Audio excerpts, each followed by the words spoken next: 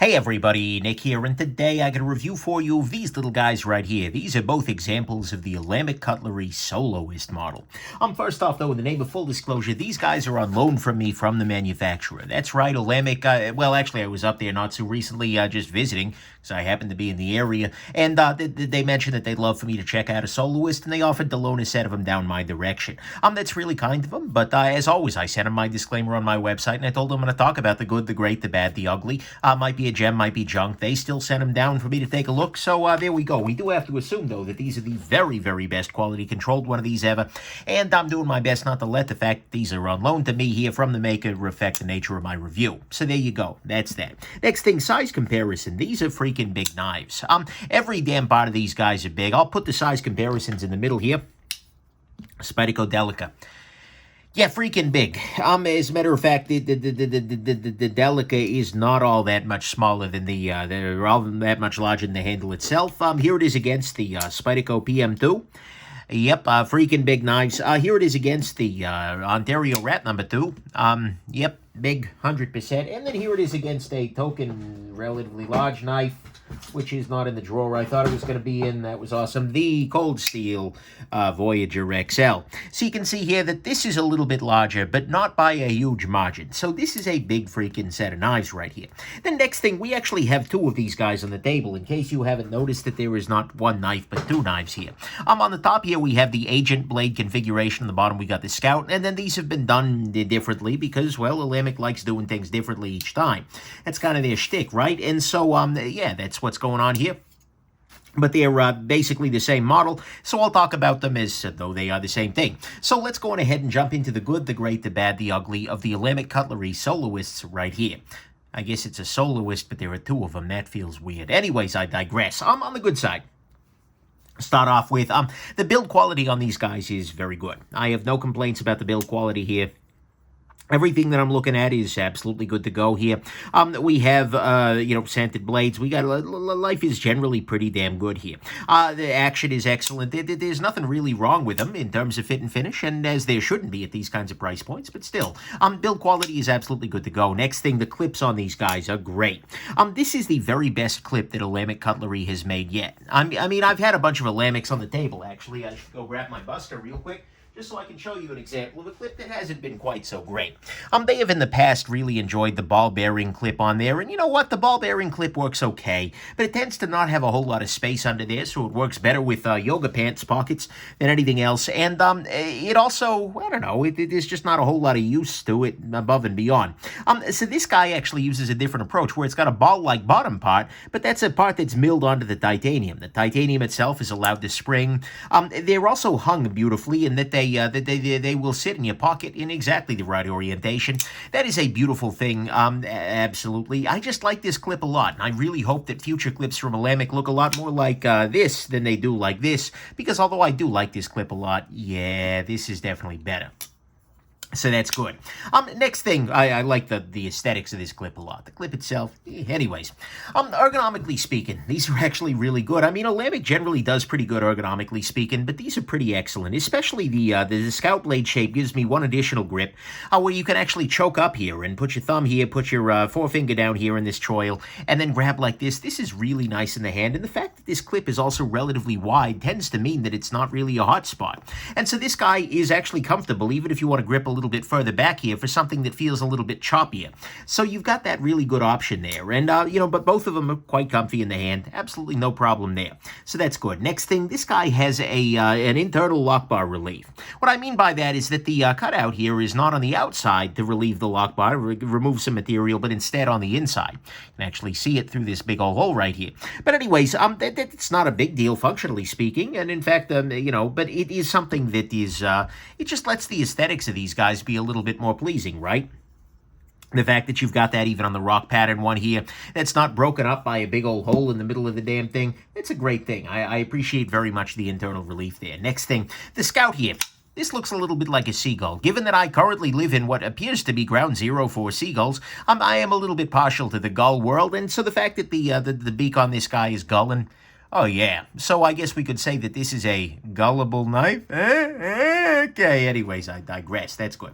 Next thing, this guy is relatively thin. Both of these guys are relatively thin in the pocket. I mean, I'm not saying they're thin, but I'm just saying, like, compared to the PM2, they're actually not that much thicker. There's a little tiny bit of thickness improvement, or I'm sorry, increase, that is. But they are actually not, they don't feel super big in the hand. They don't feel crazy. And, you know, I've got knives on the table. For instance, this Ritter the Ritter RSK1 here is definitely thicker than the Soloist here in terms of handle, and that makes this actually carry a little bit smaller than you might otherwise expect. So that's good. Next thing, these guys have an interesting approach here. This is a movable thumb stud system. That's right, these guys actually come with one thumb stud, or actually two, potentially, if you want, that have a little bit of a square surface on them. So you can kind of see here that I can unscrew and screw this thumb stud into place, and I can actually move this thumb stud. Let's say, for instance, that I want to use this guy as a stud opener primarily. I might position this in such a way that I have the absolute optimal grip on the stud. In fact, I've done that right now for my particular hands, for my particular thumbs, and so I moved them and I placed it right here. And I've also placed it in an angle that gives me, optimal attack basically on this stud, while also allowing cuts to sort of just move off the side there. So that way the thumb stud is basically optimally done. But you might decide that you want to move it a little bit differently. You might decide to position it differently. So what you do is you use the damn pivot tool, because they didn't use a Torx bit. We'll be coming back to that one later, rest assured. But nevertheless, and then you can move this guy in position here, or you can remove it altogether. I could just unscrew this entirely and end up with a thumb studless knife. But what I can do now is, for instance, reconfigure it. I could reconfigure it such that I, position it optimally. Yeah, it feels about right for finger flicking there.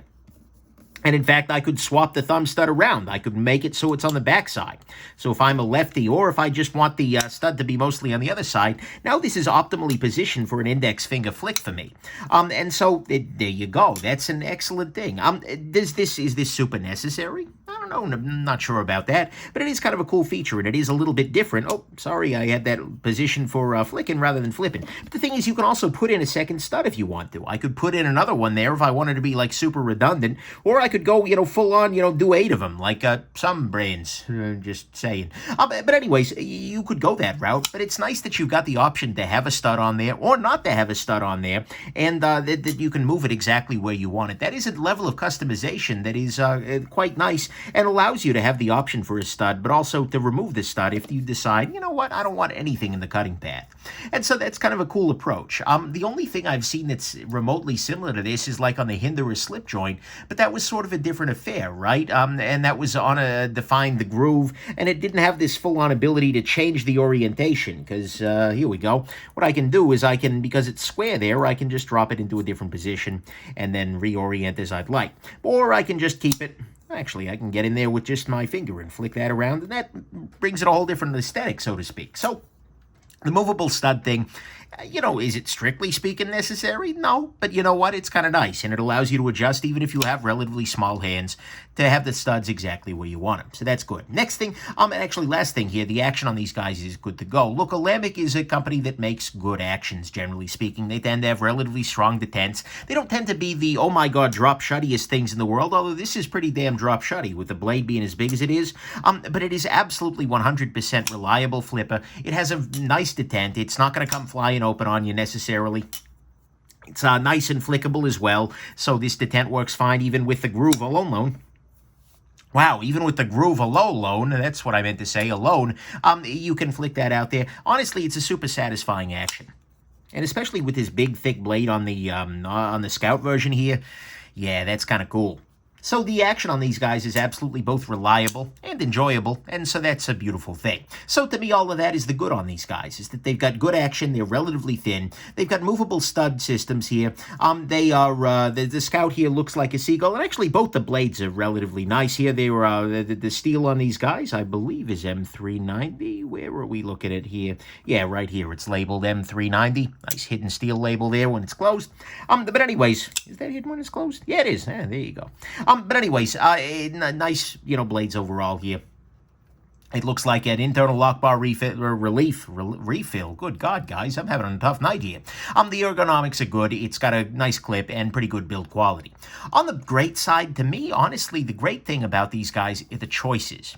This is actually something, so I recently, like I said, I was up in, I head up to Sequoia National Park, and actually Olamic Cutlery is not all that far from there. They're in a city called Visalia up there, and I actually said, hey guys, can I stop by, see a factory? And when I did, I realized something about the company that I didn't know before, which is that the customization is really, really, really important to them, but more importantly, so much of it is done by hand. There was a big part of me that assumed that they were mostly just putting water jet blanks together or something like that, for whatever reason, even though I own a crazy customized Olamic. For some reason, I didn't have it in my head, the full variety of stuff that they are not only able to do, but willing to do. You can do all kinds of crazy stuff with this. You can get, the 2 different blade shapes. That's the big variation. And who knows, they might do more in the future. That's not like inside information. That's just like, I bet they will, because they've done it for others, too. You can do the thumb studs, and you can move them where you want. And you can do any kind of thumb stud. You can do this kind of a thumb stud here, where you've got the little bit of angle on there, the orbicity. You've got a more rock-looking thumb stud here that I think could go pretty nicely on this guy here. You've got all kinds of different options for thumb studs there. You can do all kinds of customizations. You can do different finishes, etc. The stone finish here, complete. I'm not generally a fan of acid stone wash, but I gotta say, I do find this to be pretty attractive, this whole overall effect here. I mean, the stone look, I showed that to my wife, and she said, why does it look like a turd? But you know what? Honestly, like, even with that, it's kind of pretty. This is like, that song in the Hall of the Mountain King? Yeah, this is what the Mountain King would carry. But anyways, and you can also do things like upgrades. They've been working on this program where basically if you buy an Olamic of any kind, you can send it back to them later on, and they can make changes to it. They can modify it according to your wishes. So if you buy one of these guys and you're like, you know what, I don't love the blue, maybe I'll try, or if you want to swap, they seem to be willing to do a whole bunch of crazy, insane stuff out there. They were showing me some pieces that were just like, whoa, holy crap. And so I think what's great about this guy, although you could make an argument that the action should be what's great here, because it's really great, it's the fact that you can do so damn much with these guys that they will let you do pretty much anything crazy with them, and that's kind of a cool thing, right? And so if you're looking at this and thinking, well, yeah, that looks cool, but I'd like to see, give them a call. They can probably help you out. Oh boy. So that's what's great, the customization.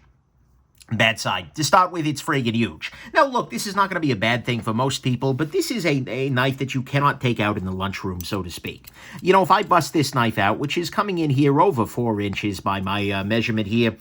Yeah, is this one as well? Yeah, this is coming in well over 4 inches here. That's a pretty serious little length on this guy.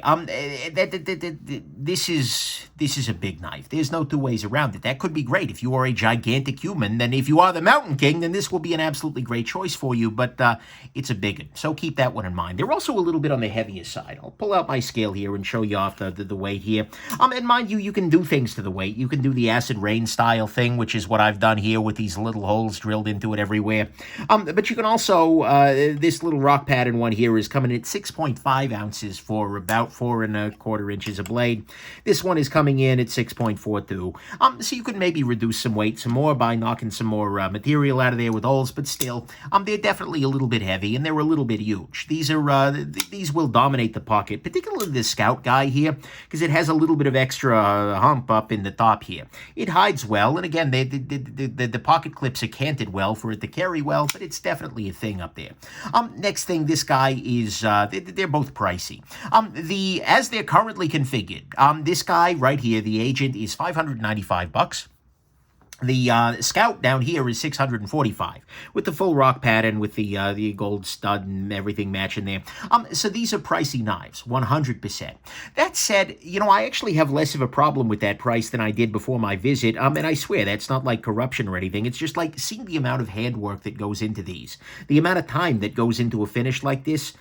I can kind of see it. It's not coming off a CNC mill this way. This is some jackass in their shop saying, oh, okay, let me make it look like a rock. And that's kind of a cool thing. But anyways, they're pricey, though. Regardless, no matter what you feel about the pricing, these are definitely expensive, and that's going to be prohibitive for a lot of folks, even if they do love the idea and even if they do want to support the handmaking there. So they're way up there price-wise, and, I'd sure love for them to be cheaper, but I don't also feel like they're ripping my face off here in terms of amount of time. Next thing, these are love it love-it-hate-it knives. The Instagram post, when I put these guys online, it was a little bit polarizing. I'm going to be real with you here, because a number of people were like, oh my God, that's the dumbest thing I've ever seen. And a number of people were like, oh my God, I want one. So you probably already figured out which camp you're in. For me, I'm Team Scout. I like this blade shape a whole lot more. This is kind of like, what the heck do I think I am, a stormtrooper? But this guy, this one, no, this is doing it for me. But like I said, I like seagulls, so what are we doing? But my wife, on the other hand, she loves this because she's a little more high-speed, low-drag than I am. So, hey, whatever it is, it is. Next thing, thumb studs. When I was first told about the thumb stud system here, what I actually expected was that the thumb studs were going to be on a circular post, which would actually allow me a full 360 degrees worth of rotation on this. So if this particular angle wasn't exactly what I wanted, if this wasn't giving me exactly the traction I wanted, I could rotate it that way. But instead, what we have going on here is a square post in there. Now, I totally understand why it is that they want to do that, because otherwise, when you flick it, it's going to slowly unscrew the thing, right? That makes sense from an engineering standpoint, but I'd sort of hoped that I would be able to continuously adjust this angle rather than getting basically 4 90-degree positions out of it. Not a big deal, but it is something that kind of caught me off guard when I heard about the adjustable thumb stud, and it's something you're going to want to keep in mind. And by the way, you can often use the backside here, even when it's not, a stud on the back there. You can still use that, especially if it's positioned well, for the flicking action as well. So there you go. Next thing, I got to say, I'm not a fan of the pivot on the Scout here. This was just a customization. They can definitely fix that part, but this part doesn't feel like it goes with the rest of the Rocky thing. This feels like it was attacked by a bunch of prehistoric bees. Versus this, which feels all worn and rocky and such. I don't know. I'm just complaining here, but that doesn't really do it for me. Next thing, I have to say, the screws on this guy are a little bit shallow. Not like American reality TV shallow, but they're up there. The fact that you just don't have all that much depth on these T6s in the back here. And then certainly on the front here, we'll get there. But nevertheless, the screws are a little shallow. These guys are also pocket pecking pretty severely. What I mean by that is that they've got these little flipper tabs on the back there that are sticking way out, and certainly they're effective. They help you deploy the knife quite adequately, but they're definitely pecking on whatever's in your pocket all damn day long. Next thing, these guys do have the option to put the thumb stud in the slicing path. It's removable, and I think generally speaking, you can place it well, and it won't really be in there because you've got this much damn blade on the thing. You're going to have a lot of room to slice, but that is something to keep in mind, and it's something that you're going to want to consider as you're, there's not really that many great places to put the thumb stud otherwise. And then finally, the agent on this guy, actually both of them are, but the agent especially is relatively thick behind the edge. This is not God's gift to cutting here. The agent is a little bit less slicey than I'd like to see, which, makes sense. You're using very thick blade stock here, and you're using a relatively short grind, so you're going to be a little thicker. The Scout is definitely thins out a little bit more, and I would say it's not the thinnest thing ever, and maybe they could go a little bit thinner, but it's also a big, bad knife, so maybe they're hoping for chopping. I don't freaking know. Either way, I'd like to see thinner grinds, particularly on blades this tall, and potentially a little bit thinner stock, but that's something that I think Olamic has struggled with a little bit in the past as well, and I hope they really get down to the slicing sooner or later with these guys. And so to me, all of this is the bad. The agent guy is very thick behind the edge. The Scout, a little bit less so, but still a bit. The thumb studs can be in the slicing path. They're pocket pecking. The screws are a little bit on the shallow side. I'm not a big fan of the pivot on the Scout here. It just doesn't look that great with it here. The angles on the thumb studs, although I can see why this is probably necessary, they are fixed, and so you need to keep that in mind. The angles, that is.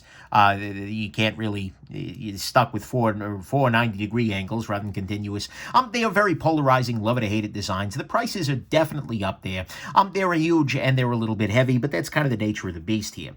On the ugly front you all saw coming a mile away, and that's this right here. Now, Olamic used to use these screws. We'll just refer to them as stupid screws. They used to use these screws on a lot of their knives, and after a number of people, myself included, complained, they saw the light, and for some of their knives, they moved back to a Torx screw. For whatever reason, and I have not been able to get a straight answer out of Olamic, I asked them about it and didn't get a substantial comment back, they have moved back to this screw for this particular model. I'm hoping desperately that their future models, that this was just like a one-time mistake. Somebody fell off the wagon and then they ordered 1,000 of these pivots or whatever and they put them on there. But this is just not a great thing, because although they do include the tool, every Olamic comes with this little guy right here, and this is actually a pivot tool. It's got these two little nubbins down there, and you can use that little tool and you just stick it into this right here. And as you saw during the disassembly, it works. You can loosen, you can tighten, and it works fine. It's okay. Although I gotta say, and this isn't like a standard tool that I've found. Maybe there is a security, but I've got, sets of security screwdriver bits, and none of them quite fit. I wish that this were actually done as a bit, so to speak. Come here. If it were done as an actual drill bit like this, so with that on there, I feel like it would be a lot more, well, reasonable, because you could put in an actual screwdriver. You're not trying to, with this, the best approach is like, oh, let's see here, rotate and then remove your hand, etc. I would like an actual bit if they're going to go this route. But actually, they shouldn't go this route, because they should just use damn Torx. Because that way, if you're out in the field, you're bushwhacking with your freaking Scout here, and then the pivot gets a little loose, what do? Well, you just use the screwdriver you've already got in your pack. You don't have to be carrying this guy around on your keychain or something silly like that. No, just use real screws, guys. You figured that out, and then you fell back, and I just don't get it, and it makes me sad. So, to me at least, that is 100% what is ugly, is that they went from using wonderful screws in some of their more recent models, they've fallen off the wagon, and they're back to these stupid pivot screws, and that's just not good. And so, to me at least, that's what's ugly. On the final conclusion front, though, this is a really neat knife, particularly this one here. I really like this knife a lot. Not in the sense of it's for me. No, 100% this is not for me. I could not take this out at my work without people diving under chairs. That's just the nature of my life, though. But it is a good knife. It has very nice build quality, nice action, an interesting approach to opening with the variety of different options you get with your thumb studs here, moving them around. And, the customizability, that is, I think, way beyond anything else that's out there, really. I mean, you can customize a lot of stuff, but usually it's aftermarket. I don't know of any other makers who are as crazy as to say, yeah, if you want it to be a bright pink rock pattern, yeah, sure, we'll do it. That's kind of a crazy thing out there. And so I was blown away by that, and I think that is something that I underestimated thinking about their stuff, even though I've kind of taken advantage of it low-key. I sort of, this is terrible, but I sort of figured I was special, but no, they do that for everybody, and that's nuts. But mind you, the knives are gigantic. They're a little heavy. They're polarizing, certainly. They're pocket-pecking. They're a bit thick at the edge. They're pricey for sure, and they have a pivot screw, which is an unfortunate backslide away from a absolutely beautiful realization that Olamic had with a prior model.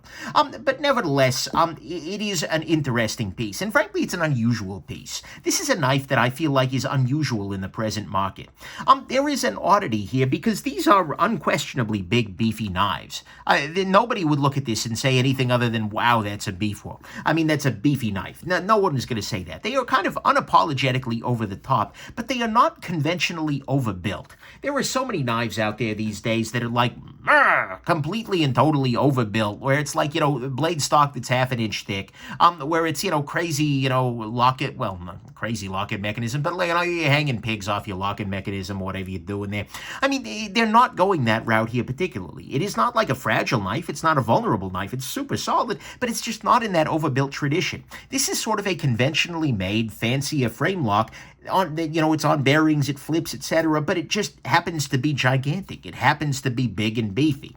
And so I think there's definitely room for that. I think there's room for people who want something that is big, who want something that's a little bit more on the badass side, but is also looking for something relatively fancy, looking for something customizable, looking for something that's got a little bit less, and looking for something that's got a little bit more a little more sculpture. So I think that there's definitely a room for this, but you need to know that that's what's going on here. If you're looking at this thinking, oh, wow, 4.5 inches, it's going to be Olamic's first, oh, my God, crazy overbuilt, folder built for like a tank. I don't think that's what they're going for here. I think this is an Olamic just really big. And so that's kind of an interesting thing, and frankly, I sort of appreciate it. We don't need to have everything made to hang weights off the end of it in a bench vise on the table. So that's cool. Is the knife for me? No. Abso-freaking-lutely not. I like this. I think it's kind of cool. And if they said, hey, keep it, I'd probably say, hey, cool.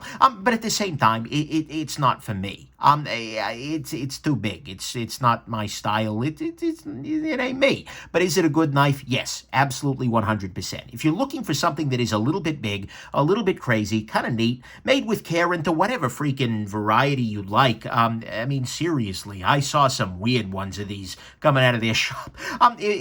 Then absolutely, I think the Soloist could be a standalone gem for you. Standalone soloist? Anyways, there you go. Hope this has been interesting to you and that you have yourselves just an absolutely wonderful rest of your day. Bye now.